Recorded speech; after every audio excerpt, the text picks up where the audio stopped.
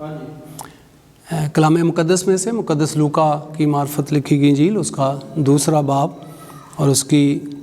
13 اور 14 آیت کلام مقدس میں سے ہم پڑھیں گے۔ اور یکایک اس فرشتہ کے ساتھ آسمانی لشکر کی ایک گروہ خدا کی حمد کرتی اور یہ کہتی ظاہر ہوئی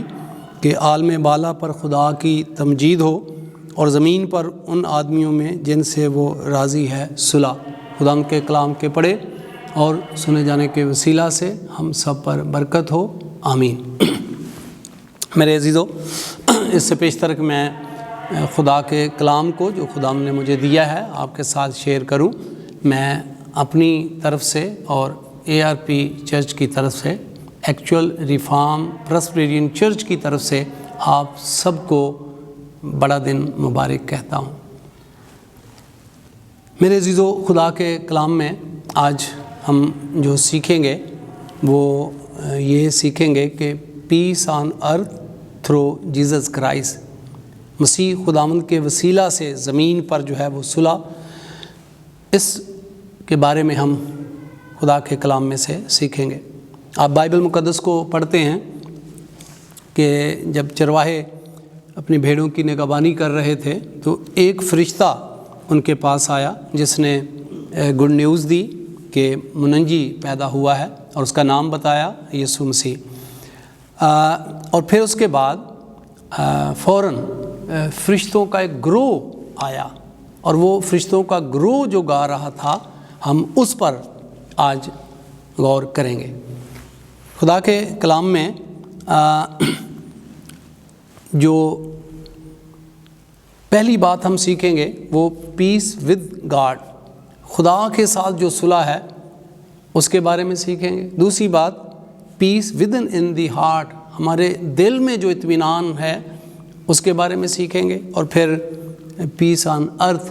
اس زمین پر جو صلح ہے اس کے بارے میں سیکھیں گے۔ پہلی بات کہ خدا کے ساتھ صلح، تو اگر آپ کلام مقدس کا مطالعہ کریں تو یسایہ کی کتاب اس کا چیپٹر 59 کی ورس 2 میں لکھا ہے کہ خدا اور ہمارے درمیان جو جدائی کی وجہ ہے وہ ہماری بدکرداری ہے، ہمارے گناہوں کے سبب سے خدا اور ہمارے درمیان جدائی ہو گئی ہے۔ اور اس کا ذکر ہر شخص جو بائبل مقدس کو پڑھتا جانتا ہے وہ یہ جانتا ہے کہ یہ کہاں سے کام شروع ہوا۔ خدا نے آدم اور حوا کو بنایا، ٹھنڈے وقت میں آ کر ان سے باتیں کرتا، خالق مخلوق کے ساتھ رفاقت رکھتا، اور خدا نے اس مخلوق کو، انسان کو پیدا ہی اس لیے کیا تھا۔ لیکن جب اس نے خدا کے حکم کی نافرمانی کی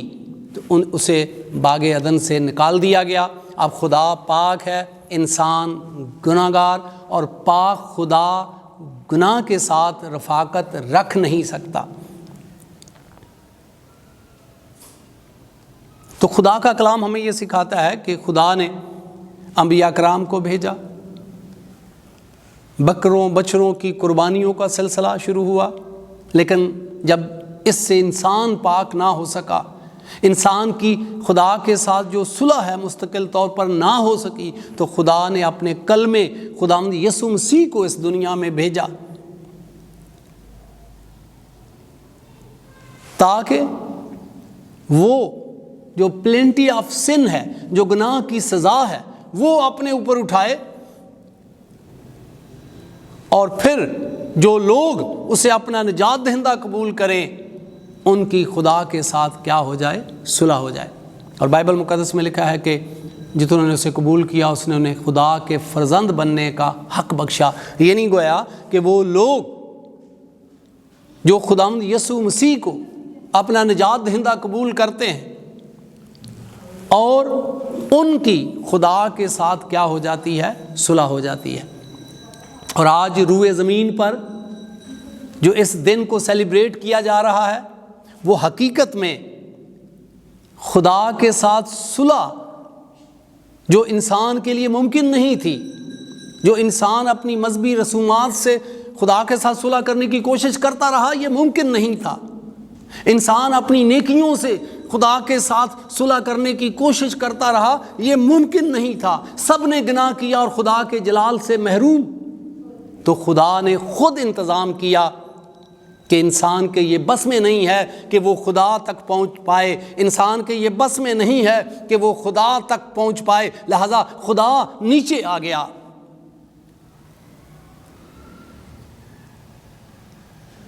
جس کے لیے آج پوری روئے زمین پر اس دن کو سیلیبریٹ کیا جا رہا ہے کہ خدا نے اپنے ساتھ صلح کرنے کے لیے اپنے بیٹے، اپنے کلمے خدا یسوع مسیح کو اس دنیا میں بھیجا تاکہ اس کے وسیلہ سے گناہ گار انسان کی خدا کے ساتھ صلح ہو جائے۔ اور پھر بائبل مقدس بیان کرتی ہے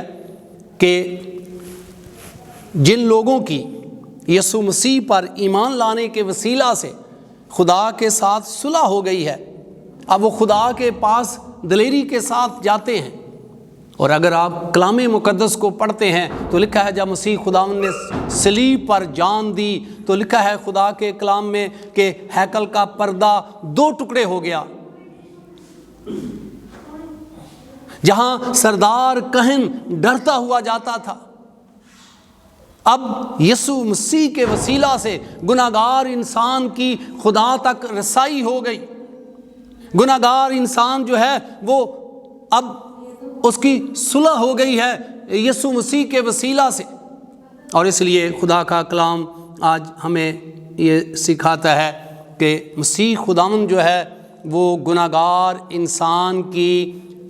خدا کے ساتھ، خدا باپ کے ساتھ صلح کرانے کے لیے آیا، جو آج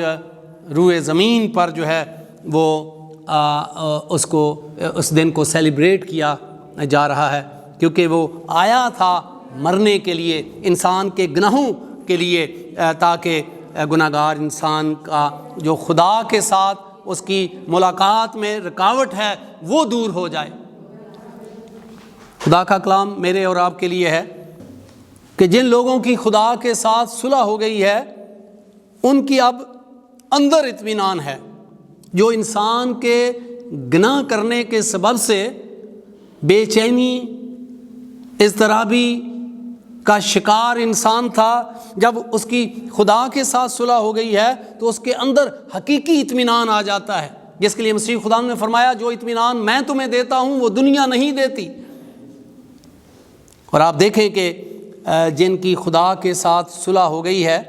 اب ان کی زندگی میں اطمینان ہے، اب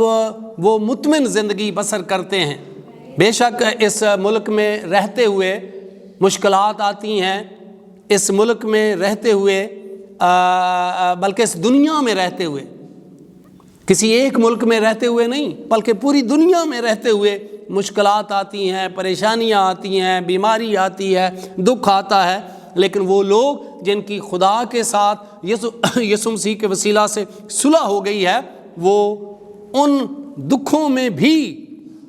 مطمئن زندگی بسر کرتے ہیں، پالوس کی طرح، جس طرح وہ کہتا ہے میں نے ہر حالت میں راضی رہنا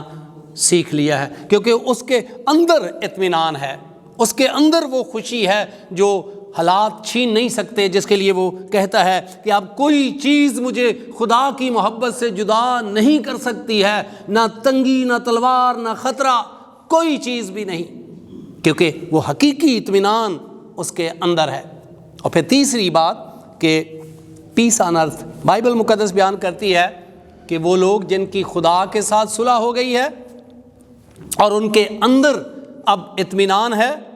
اب وہ source of peace in the world, اب وہ دنیا کے اندر صلح کا وسیلہ ہیں، جس کے لیے خدا کا کلام ہمیں یہ سکھاتا ہے کہ دوسرا کرنتھیوں 5واں باب اس کی نامی آیت میں خدا کے کلام میں لکھا ہے کہ میل ملاپ کا یہ پیغام اس نے ہمیں سونپ دیا ہے،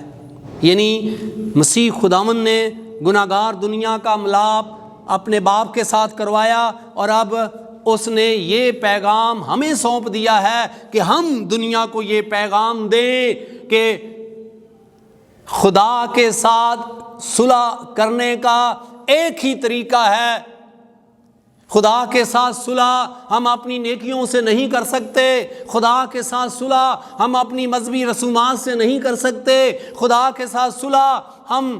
بہت کچھ کر نہیں کر سکتے۔ خدا کے ساتھ صلح کا ایک ہی طریقہ ہے کہ خدا نے اپنے کلمے کو اس دنیا میں بھیجا،